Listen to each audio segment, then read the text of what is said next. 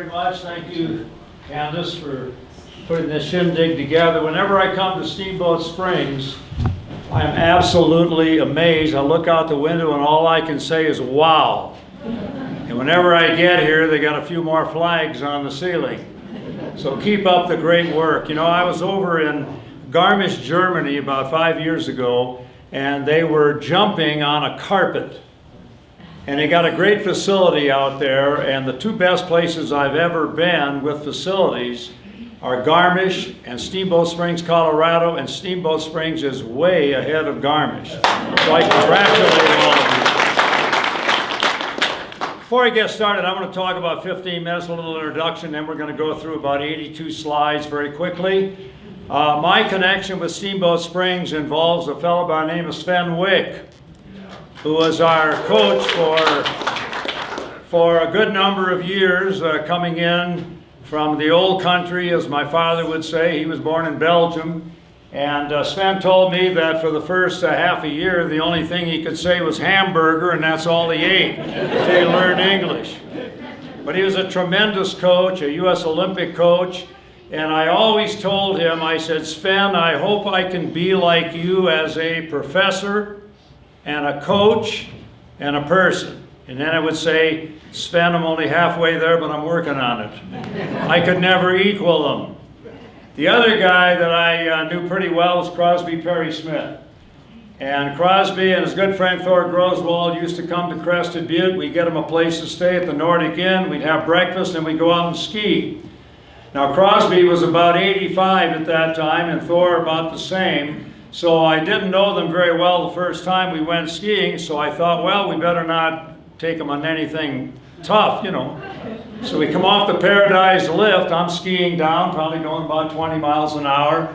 Crosby Perry Smith went by me like a damn freight train. And I thought, well, that takes care of that. So we had a good rest of the day in skiing. So the other fellow I want to mention, I was lucky enough to start at Western State at that time in 1962, and on the team was Loris Werner. And Loris would be going up, Dave Gorsuch was on that team also, and they'd be going up to ski, and I was just learning how to ski. So they would, while they're setting gates, the coach was setting gates, Loris would take me down the mountain one Saturday, and then Dave Gorsuch would take me down the mountain the next Saturday. So that's how I got to learn, and I was very privileged to meet Buddy Werner, who skied in the downhill at Crested Butte. He wasn't a member of the CU team, but he did run the downhill, and you know, certainly one of the great acclaimed skiers anywhere in the world, right out of Steamboat Springs. The CU team would come in, and they would come in with Jimmy Huga, Spider Savage, Billy Kidd, and Billy Morrall.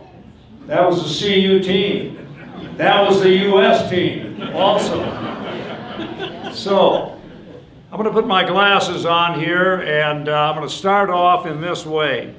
One of the great historians of the American West, a fellow by the name of David Lavender, who grew up in the Lone Cone country outside of Telluride, and he got together about the early 1950s with a woman named Theodora Kreuber.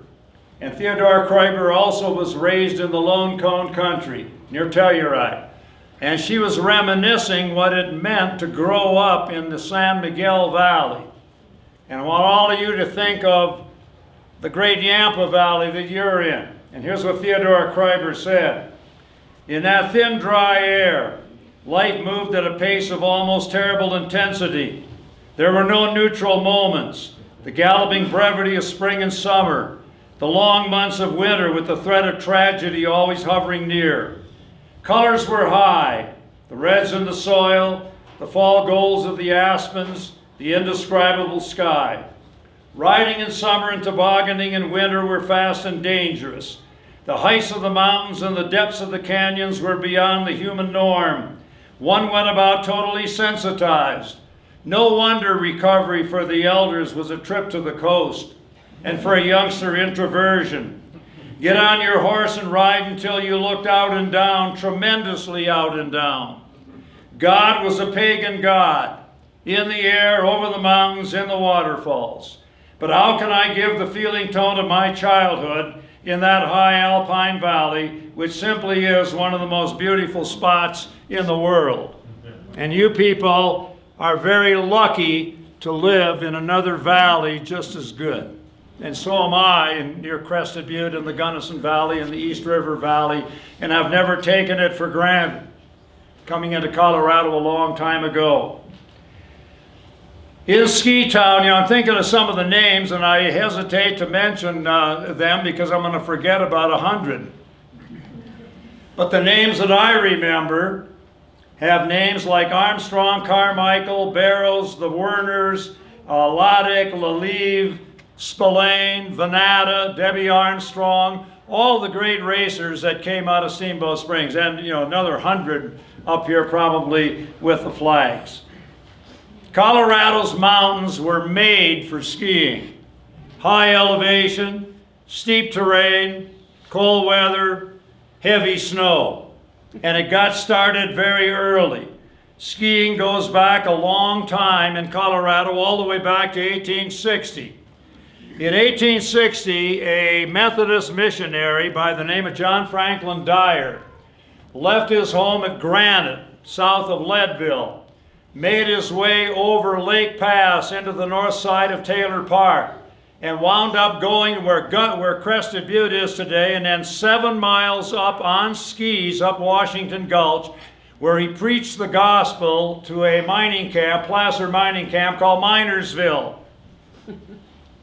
Another minister, Presbyterian, George M. Darley, Lake City, also carried the Bible over Engineer and Cinnamon Passes into the great San Juan towns of Animas Forks and Silverton, going over 12,500 foot high mountain passes. He would start the Presbyterian Church in Lake City, which still operates today, and he wrote about it in a great book called Pioneering in the San Juan. Father Darley wrote a great book called Snowshoe Itinerant, which means, itinerant means you're traveling, and he certainly was traveling. So that's how far back it goes, about 160 years. A little different back then, however, than it is today. The early people who came into Colorado were searching for gold, and they were placer miners. When I say placer mining, I mean free gold.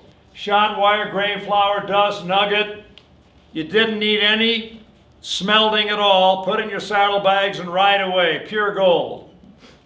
And this involved the individual gold panner, scooping out a little debris out of a stream bed with water and dirt in the bottom, gently rotating it downhill. All the light stuff flows off. What's left in the bottom of the pan are little pebbles, and if you're lucky, black sand or gold, which is heavy. And then with forceps, they took the stones out, and they poured a little mercury in the bottom of the pan, which amalgamated or linked up with gold, and then they burned the mercury off, and what was left in the bottom of the pan was called pay dirt. The dirt on the bottom of the pan that paid. So this decade lasted from about 1860 to 1870. And then the streams were all panned out, and the Ute Indians became very dangerous. And this led to the 1870s, and we get into skiing. This is the era of lode mining, L-O-D-E, hard rock mining, quartz mining. Now you go deep into the bowels of the earth to get what we call ore. And they said at that time that good gold was $200 to the ton. And what that meant was you brought a whole bunch of muck and debris and rocks, so maybe 500 feet below the ground. You brought it up to the top. Gold was selling at $20 an ounce at that time. Somewhere in that 1 ton of rock, muck, and debris were 10 ounces of gold times 20 an ounce is 200 to the ton. Now that involved a lot more manpower, a lot more technology, and a lot more money. But into the great towns of Colorado now people came in to Telluride and Georgetown and Central City and Ouray and Silverton and Breckenridge. Thousands of people appearing in these mining camps. And in those mining camps, skiing was the only way to get around in the winter. The railroads hadn't arrived yet. Here is Harry Cornwall, a miner from Irwin, about 10 miles west of Crested Butte, talking about it in 1880. All travel was on snowshoes. Now, what they call snowshoes then are skis today. What we call snowshoes today were called Canadian webs then. So when you hear me talk about snowshoes, we're talking about skiing. We went east for several pair of regular Canadian webs, but the Colorado snow was so light that wearing these shoes we sank beneath our knees and travel was impossible. Skis were essential, and we were all busy making them. Fire-killed spruce timber was used. Fortunately, there were a few carpenters in camp, and by wrapping the toes of the skis in burlap and boiling them in our largest camp kettles, we were able to make a pretty good bend for the toes. The skis were 9 to 14 feet long. They weighed 8 pounds. You had a leather toe attachment to put your mining boot in. You had a 4-inch heel block in the back to prevent your foot from going back, but it could come up. And you had a 7-foot-long guide pole that was used for balance, used for pulling forward, and obviously put it between your legs to stop. The telemark turn was the turn that was used at that time, but in most cases, there's no way you're turning. And you got lanyards or leather strips tied onto the skis. So when they go into oblivion, you know, they don't go 50 yards from you, they're still attached to the skis and to you. The sport of skiing, they said, was not for the faint of heart. One skier recalled, "I would say to those who are about to make their first attempt at riding shoes that the one quality to possess is confidence. What is needed is conceit. A little of this gives one courage." In the Gunnison country and elsewhere, a number of individuals became mailmen. That meant they carried the mail in the wintertime. One of the legendary guys, a fellow by the name of Al Johnson, from the town of Crystal, about 22 miles from Crested Butte. His trip took him by Emerald Lake, tremendous avalanche danger, then a 17% grade through the Crystal Canyon, going by 2 huge Devil's Punch Bowls, and finally on into Crystal. Another of the great, he had grown up in French Quebec, Canada, had skied in the San Laurentian Mountains. Another man was a man named Alex Parent, also from French Quebec, learned to ski there. He grew up in Taylor Park. His route, St. Elmo Eastern Slope, 12,000 foot high Tin Cup Pass, into the town of Tin Cup, 25 miles through Taylor Park, over Taylor Pass, 11,800 feet, into Ashcroft, then to Aspen. Skis in the winter, horse in the summer, 1880 to 1918. A legend. Many of these guys died in avalanches as they went over mountain passes. In the 1880s, railroads began to come into the mining camps. The Denver Rio Grande, the Denver South Park through the Alpine Tunnel, and the Denver Northwestern and Pacific, which ran right through Steamboat Springs and dead-ended at Craig. They were slow railroads. They said on time, any time. You didn't want it to run over you because it was on you for so long. And the most famous of all comments, young lady in between Salida and Leadville walks up to the conductor and says, "Can't this damn train go any faster? I'm about ready to have a baby." Conductor wagged his finger under her nose and said, "Madam, you should have thought about that before you got on the damn train." Woman wagged her finger under his nose and said, "I wasn't in this condition when I got on this train." That, ladies and gentlemen, is a slow train. Many tour races occurred in the mountains of Colorado.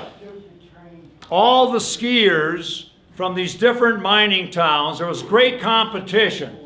between who had the best skiers. So in they came, and one of the legendary ones, it's in the Colorado Ski Hall of Fame, occurred outside of Crested Butte on Washington's birthday, 1886. The odds-on favorite to win was Al Johnson, champion snowshoer of the Rocky Mountains. The course, 525 yards. The pitch, very steep. Unprepared. 16 men went into the final 4 heats. Whoever won the heat went into the finals, so 4 guys in the finals. Al Johnson is one. A 16-year-old boy from Crested Butte named Charlie Bainey was the second one. The newspaper said he had been fairly raised on shoes. The other guy was Harry Cornwall from Irwin, mining engineer, and the last guy was Albert Fish, a mining engineer. Both men, all those men stood on top of Gibson Ridge. 1,000 people down below with the Denver and Rio Grande Special, drinking and betting on their favorites. And now they turned their backs to each other and put on their favorite dope on the bottom of the skis. That's what they called it at that time. A rifle shot set them down. Right away, Fish and Cornwall were out. Charlie Bainey did something then that nobody had ever done, I think, before in the race. The newspaper accounts then, the light, nimble little fellow doubled himself up on his shoes and shot down the mountain like a speeding bullet. They knew how to write in those days. I think what happened was that Charlie Bainey went into the first racing tuck in history. Al Johnson's mother did not raise a dumb kid. He saw what was happening, did the same thing. But as they flashed through the finish line in the flats right by the Rio Grande Railroad, Charlie Bainey had beaten Al Johnson by 18 inches and won $25, which was a lot more than you could make in a day of mining. Everybody then adjourned into the saloons to pay off the bets, have more beers, and talk about the great days of skiing to come. In the Irwin mining camp, Nellie Bly, she of Around the World in 80 Days fame, came in to write an article on skiing at Irwin and in the Gunnison country in the Colorado mountains. And then came the silver panic of 1893, when the price of silver plummeted to 58 cents an ounce. And at that price, every silver camp in Colorado collapsed. Aspen, Colorado went from 11,000 to 500. Georgetown was done. The only towns that weren't done were towns like Telluride and Ouray, which had gold to go along with the silver. But the silver camps were all gone. And then the people who were left began to walk uphill and ski on their own. Berthoud Pass, Monarch Pass, Strawberry Park, Grand Mesa, Mount Kendall near Silverton, and in the Gunnison country, all over in the Gunnison country. One of the greatest of all the pioneers, you got a museum called the Tread of Pioneers, which does a tremendous job, was Carl Howelson. Carl Howelson was from Norway and came to Hot Sulphur Springs in the year 1911. 3 years later, he helped organize Steamboat Springs' first winter carnival. He went on to help build the ski area which bears his name today. Now, one of the early papers, I have a comment by Carl Howelson's neighbor, who didn't know what the hell he was doing building a contraption on his land. And then one morning he got up and he looked out the window and Carl Howelson was sailing about 75 feet down the hill. He also introduced grooves on the bottom of skis to help them track better. And he also introduced 2 baskets instead of the guide pole. He began that great tradition we have today at Steamboat Springs. Now, I grew up in Michigan's Upper Peninsula. And when I look out at these jumps, I get nostalgic. Because I went to school at Northern Michigan University outside of Ishpeming, where the National Ski Hall of Fame is, and they got a hill there called Suicide Hill. And the most you can jump off Suicide Hill is 250 feet. but they don't call it Suicide Hill for nothing. And I also grew up near Iron Mountain, where they have Pine Mountain ski area. And I've stood on top of that ski area in the summer and looked down and said, if your life was on the line, could you go down that? And I said, no. So you are so fortunate to have all these great jumps here. I guess what, 15, 30, 50, 70, 90. I'm amazed, and I get nostalgic. I had a good friend named Willie Erickson, 18 years old, who broke the hill record. But he wasn't a very good stylist. The gold medal winner from Finland, Kauko Karkkonen, was next to come. The maximum jump on that hill is 255. Karkkonen did not want to be beat. Willie jumped 251. There's 10,000 people there. That's a ski jumping big deal in Upper Michigan. And here came Karkkonen down the hill, and at that time they had their hands in front of him. And he's going down the hill and down the hill and down the hill. And pretty soon the crowd began to get quiet. And pretty soon Karkkonen was doing this. And he landed at 254 feet. One more foot and he would have outjumped the hill. So I identify with the great names like Anson Samuelson and John Balfonts and all the other great jumpers who jumped here at Steamboat Springs. In the 1880s, rich Denverites came to Winter Park, and they bought cabins that had been used by the railroaders who built the Moffat Tunnel. And they began to walk uphill and ski down, and Winter Park was on its way. In the 1930s, two men by the name of Tom Flynn and Billy Fisk, who had met in Garmisch, were now near Aspen, near Ashcroft. And they built the Highland Bavarian Lodge in 1937. Andre Roach, who looked that area over, said Mount Hayden provided one of the top 3 ski areas he had ever been in the world. And anybody staying at the lodge was taken up by Billy Taggart. They got the Taggart Hut name for him today. And in a couple of horses and a sleigh, they would take him up on the top of Mount Hayden, or near the top of Mount Hayden, and ski down. But unfortunately, World War II intervened, and Billy Fisk was the first American killed in the war flying for the RAF, and the dream died. When World War II came, Aspen, Colorado had already built a boat tow, could carry 8 people, run off the back end of a car wheel, would take you 500 yards up the side of Ajax Peak. Steamboat Springs got one year later in 1938. In March of 1938, the Salida Ski Club with 407 people and the Gunnison Ski Club with 120 took the Rio Grande Railroad and met on top of Marshall Pass at almost 11,000 feet. And they skied down to a switch, and you could make 3 runs, and the engine would pick you up a dime a run.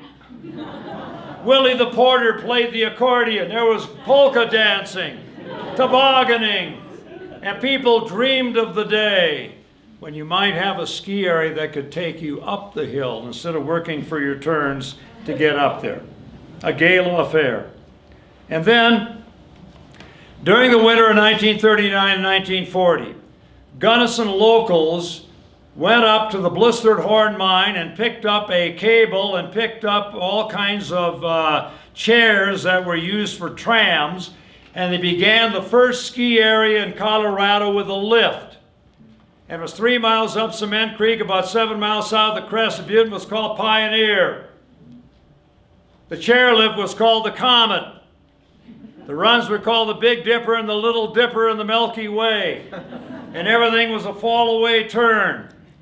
And that area lasted from 1939 to about 1950 when it became too dangerous.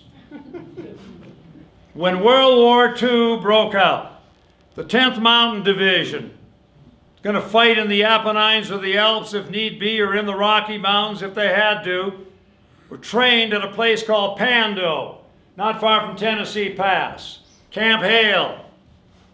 Whenever they got a furlough, they would go to Aspen sleep on the Hotel Jerome floor. And they never got cold because, as some of them told me, they had a drink that had a chocolate milkshake spiked with 5 shots of bourbon called Aspen Crud. And they just never got cold. They also had a song that they sang.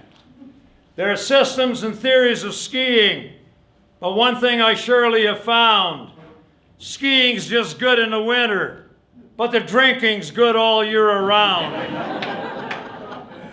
10th Mountain Ski Division. In 1947, a guy named Walter Pepke came to Aspen, Colorado, and his wife Elizabeth. He was the head of the American Can Corporation, and he started Chair 1. One-person chair with a blanket over your legs if you needed to ride it. And that was the start of Aspen as a great international ski area. The FIS championships were held there in 1951. A Basin started 1948-49. Climax, where Dave Gorsuch learned to ski, right on top of Fremont Pass. On the opposite side of the AMAX mine is Chalk Mountain. And the miners built a rope tow and lighted it. And that's where Dave Gorsuch and his sister, Jackie Gorsuch, who was the #1 woman skier in the U.S. and one of the top 3 in the world, learned how to ski. So times were beginning to change. In 1954, and I was reminded, the NCAA championships held here from the 6th to the 9th. The NCAA championships came about as a result of the athletic director of Western State, Paul Wright, and Sven Wick, who got the United States NCAA to sanction that as a sport in 1954, and went on to have some of the greatest skiers of them all. Storm Mountain, Steamboat Springs, 1963, and this wonderful area that you have right here, right now. On August the 12th, 1964, I hesitate to tell the story, so I may not tell it, but I was playing baseball for the skiers against the baseball team at Western.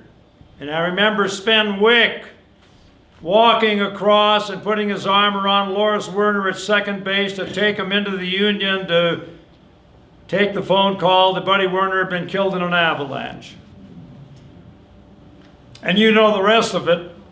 The name changed. Buddy Werner is the only American skier ever to win at Kitzbühel in the Hahnenkamm. Darren Rawls won it 1 year, but they only had a little snow, so he ran about halfway. And he may have been the greatest alpine skier that this country ever had. Died too early. In the late 1960s and 70s, it snowed ski areas in Colorado. Telluride, Keystone, Copper Mountain, Purgatory, and Breckenridge. And today, Colorado ski industry is a $1 billion a year industry.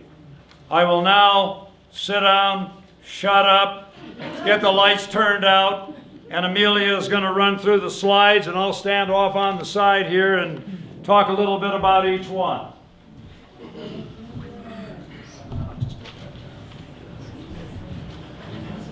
All right, here we go. This is the opening one. These are the prospectors who came in with thousands of people and had to learn how to ski. And that is a burro. And I can tell you right now, without burros, this area would never have opened. They were the greatest animal in the world. And a guy named P. Davis Smith has written a great book called On the Backs of Burros. Next. There is skiing at Crested Butte. You get a good look at the size of the skis. And the guide poles were little more than branches. Next. Oh my God. This is at Squaw Valley.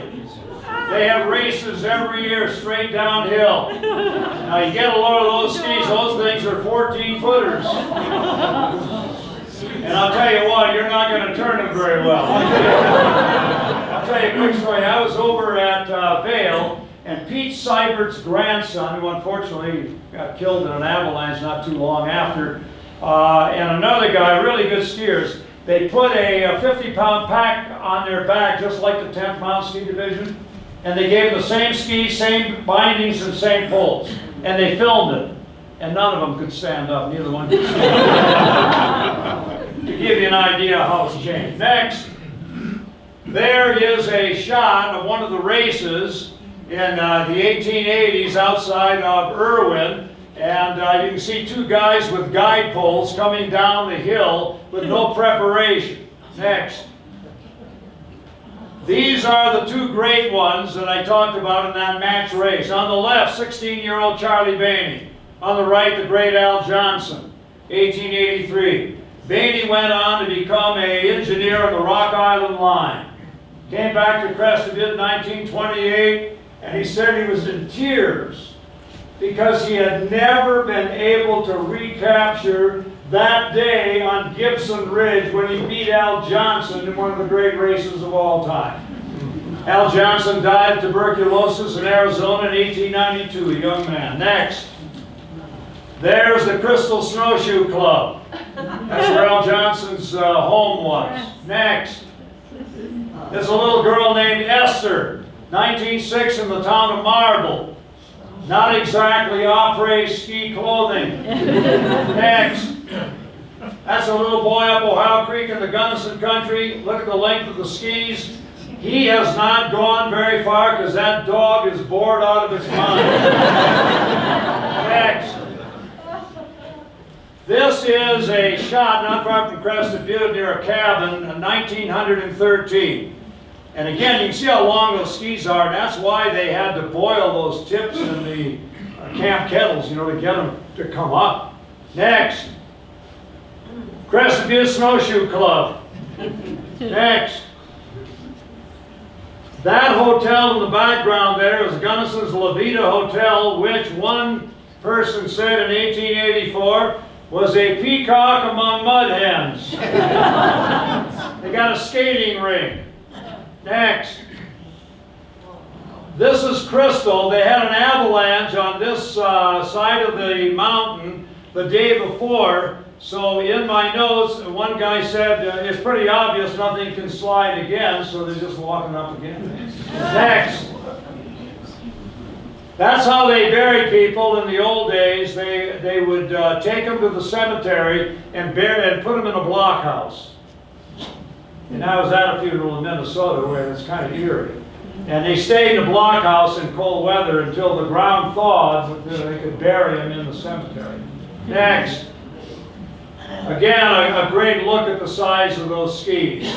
Next. This is Animas Forks, Colorado, 1913, above Silverton. There was so much snow that year that the telegraph wires were covered. No telegraph service. Next. Now you want to know how chairlifts got started? They got started with aerial trams. And each one of those ore buckets would carry about 500 pounds from the mine to the mill below. That's in Silverton. Those guys, they pop in there and ride it, and no problem. 300-foot drop if you go down. Next. This one is in Crested Butte, 1907. If you can turn your head, you can read it. They said that they went out, and it was a real tough day. He said, you would not have recognized us as the same ones who went out earlier. Next. Shooting rabbits near the airport at Gunnison. Again, the length of the skis. Next. Four Ladies, Steamboat Springs, 1920. Now I want you to take a good look at that. Because as Bob Dylan said, the times are a-changing. The three women on the right got guide poles. The lady on the left has got baskets. Times are changing. That's about, Carl Howelson was still around here. Next. Chicken Ranch, Crested Butte, where the locals would walk up, build jumps, and then jump and ski down. Next. March 13th, 1938, that's that ski train on top of Marshall Pass. 600 people. Willie the Porter playing polkas, toboggan runs, and people dreamed of the day you could have a lift up there and ski down 1,000 or 2,000 vertical feet on top of it. Next, Vail Pass. I want everybody to get a good look at that now. Salida 23 miles one way, Gunnison 42 the other, and everybody says, how the hell can that be Vail Pass? Yeah. Because we had an arrogant highway commissioner by the name of Charlie Vail, and when Monarch Pass went in 1939, he wanted to name it after himself. But locals kept throwing the sign into the ditch. And then when Charlie put it up, they took an S from pass, put it after the L, and dropped the P. So it said Vail's ass. Screw him. So he gave up, and it kept his name Monarch Pass, but he still, got another Vail Pass named after him. Next. This is a lady in Monarch, 1924. Next. This is ice skating near the Maroon Bells in Aspen in the 1930s. Oh, Great shot. cool. Next. I love this one. This is a lady at the town of White Pine, not far from Monarch Pass. She is skiing to the railhead at Sargent's 10 miles downstream, and she's got her son in a snowdrift box mounted onto a sled, and she's going to make that 10-mile trip to the railroad. Next. Good luck. This is one of the legendary runs in Colorado. This is the Gun Barrel Run at Monarch, and it was 50-50 if you could make it to the top on that rope tow. That's how steep it was. Next. Now, we talked about great skiers, but I'm going to tell you now, this may have been the GOAT, the greatest of all time. This is 1938. The guy's name is Carl Easterly. This is Quicks Hill, about 8 miles from Crested Butte. They built up a jump. And Carl Easterly in 1938 is doing a backflip. Next. There he is at Sun Valley, 1947, after being in the Pacific during the war. And a company has found out that he is a very good skier, and they are making an early TV movie. And skiing with him is his brother Burl. And they are now jumping a wooden fence, being pulled by a helicopter, an ancient one, at about 50 miles an hour. Next. Carl told me that the first time he went through that pond, about 100 yards, he fell because he thought the resistance would be great. And he said, I damn near froze to death before they got me clawed out. But on the next run, he skis next. And he makes it. 100 yards on alpine skis in a pond. Next. He now does another backflip over a wooden fence. Now I used to tell Carl, who lived in Silverthorne, whenever I gave this, I always introduce you as the greatest there ever was, so it's a tradition. And everybody will now give Carl Easterly a round of applause. Let's hear it. 1938, that's pretty good. Next. These are miners skiing at the Camp Bird mine after working into Ouray in the 1940s. Next. Fred Brand, student of Western State, Quicks Hill. He told me everybody was terrified to go off that jump. He's going about 35 miles an hour on the toboggan. The guys in back of him are afraid. He's wearing a flying helmet, and he made it. Next. Here's Pioneer. The warming house still exists today. Pioneer guest cabins. This is the bottom. Next. There's the Comet. When they put that lift in, the Forest Service knew nothing about skiing, of course, and it was about 20 feet off the ground, and they said, you gotta lower the chair, people fall out of it, they're gonna get killed. And then 20 feet of snow fell, and everybody's got their knees under their chin and getting flipped out because of too much snow. Next. There's the chair. How'd you like to ride that sucker? Next. There's Crested Butte Mountain in the background, and that is skiing off Pioneer, where everything is a fall-away turn. You're never going down the hill straight. It's everything being left or right. Next. Rosman Hill. Sven Wick was the guy who helped put that together. That's Highway 135, about 5 miles out of Crested Butte. Slalom course. You can see the jumping tower down below. I'm looking at that gray one you guys have here. Next. No ski patrol, but they're pulling in an injured skier at Ross. Next. Camp Hale. Pando. Next. Camp Hale on the Saturday Evening Post. 1942. Next. There's Camp Hale today. Built for $128 million. 14,300 men trained there. 70-pound packs on their back. 900 plus did not make it back, including one of the great ski jumpers who I had a chance to, when I was a little kid, see, Torger Tokel, and a guy named Walter Balch from Winter Park. Next. There's Genesee Mountain, not far from Denver, jumping in the 1930s. Next. There is the Olympic Games in Austria, in Innsbruck, with probably 50,000 people watching. Next. We ought to know that one. There it is early. Allison Hill. Next. This is Berthoud Pass. 1937. Rope tow. Next. Winter Park rope tow. 1942. Next. Ski train out of Denver. Coming right into Winter Park. Next. Dick Durrance, Sun Valley, Idaho, accepting the Harriman Cup. Early 1940s. Next. That is the Steamboat Springs boat tow.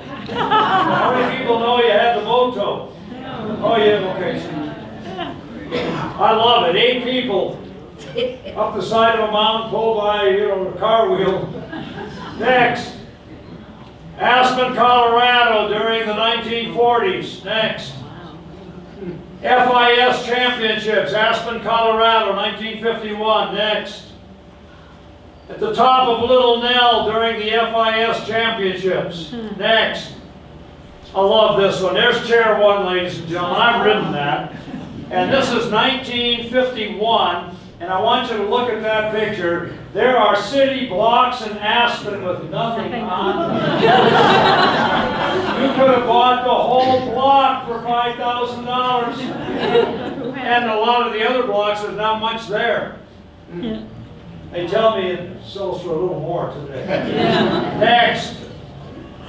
This is Rosman Hill ski jump that Sven Wick pretty much pioneered in. That's the jumping tower on the left. Next. There, Western State ski team used to ski over to Aspen every spring or fall, and that's Sven Wick right in the middle, and that's on top of 13,200-foot Conundrum Pass. Next. There they are going over East Maroon Pass. Next. Now, there's Sven Wick on the left, and his ski team, and right off of Sven's right shoulder, I don't know if you can make it out or not, it says in Rosman Hill, tow tickets, $1. $1. Next. Now there, the guy second from the right holding the skis, that's Loris Werder. And there are 5 Olympic skiers in that picture of the Western State ski team. We had a great ski team. Next. This guy's name is Steve Krismanich, nicknamed Beans. Skiing in the Pershing Mine Hill outside of Crested Butte. That is a tremendous photograph because the bindings aren't good, the skis aren't good, and the poles are heavier than hell, and he's doing a great job of turning. Next. There is the jump on the Pershing Mine Hill. The mining company, the CF&I, gave him permission to jump. So in the early days, you guys, I hope you all realize What a magnificent area you have. I mean, it's mind-boggling. In the old days, it wasn't like that. Next. Crested Butte ski area before the ski area. Next. Beer stew. One of the Molensic barns at the CB ski area where, as a young professor, I always said the music was hot, the women were good looking, and the beer was cold. Next. Jumping on one of the Molensic barns. Next. The warming house at Crested Butte, 1963. Next. Now, we had a gondola. And the gondola came from Italy and went in early 1963. This is Father Leo McKenna blessing the gondola, which was the way you did things. And I was there. And after he blessed the gondola, it went out 50 yards and broke down for the rest of the day. To top it all off, Father McKenna slipped in the parking lot and fractured his kneecap. I visited him in the hospital. I said, Father McKenna, I've been Catholic all my life, but after this, I'm thinking Protestant. Next. There he is, ladies and gentlemen. The late, great Buddy Werner skiing at Rosman Hill. This would have been probably 1958 or 59. Legendary skier. Next. There is the same guy. Many of you may not have known that Buddy Werner was one hell of a ski jumper also. And there he is. Next. Gretchen Frazier, gold medal winner 1948 Olympic Games in Austria. Next. There's the 1960 Olympic team. And there's a whole bunch of great skiers in that, including Dave Gorsuch and Renee Cox and Joan Hanna and others. Next. There is the only American woman ever to win 2 gold medals in one Olympic Games. 1952, Andrea Mead Lawrence. And she knows how to carve them. Next. There is Stein Erickson with the reverse shoulder turn. Next. Crested Butte, 1951-52. To say we had a lot of snow that year is an understatement. Next. This is called Oh Wow Point, up on top of Engineer Pass. Now, when you have your 4-wheel drive in that area, before you go any further, you must show your Western Slope address, because the road gets a little tricky beyond that. Ladies and gentlemen, I'm kidding. I don't want anybody trying. That's as far as you can go. That's Old Wild Point. Next. Avalanche, Telluride, right off the switchbacks. Next. Skiing on Monument, looking down towards the Crested Butte ski area, 1972. Next.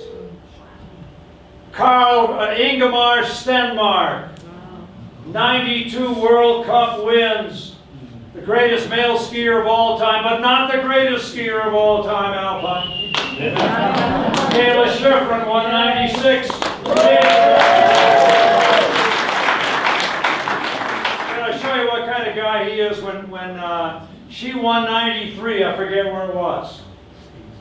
Ingemar Stenmark was at the finish line and presented her with a bouquet of roses. Oh. That's class.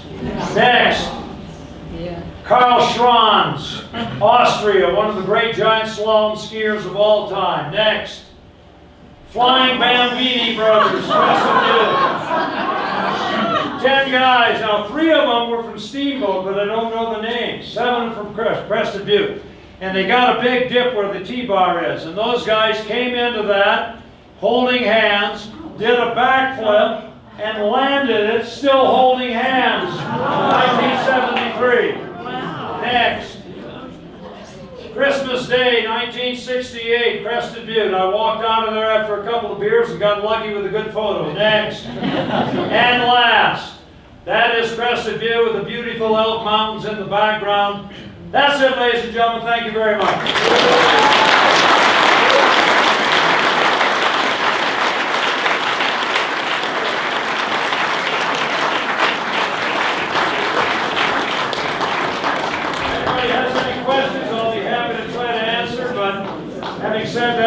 absolute pleasure to be in one of my favorite towns of all time, Steamboat Springs, Colorado.